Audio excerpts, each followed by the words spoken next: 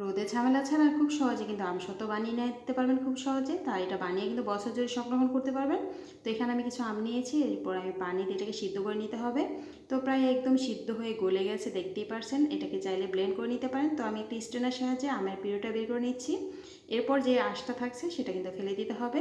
এখন আমি চুলায় বসিয়ে এখানে আমি দিয়ে দিচ্ছি 1 কাপ পরিমাণ চিনি। এরপর আমি এটাকে কিছুক্ষণ জাল করে নেব। একদম পানি যেন না থাকে সেটা দেখলে বুঝতে পারবেন। যখনই ঘন ঘন বলক আসতে থাকবে তখন বুঝতে হবে যে এখানে কোনো পানি নেই।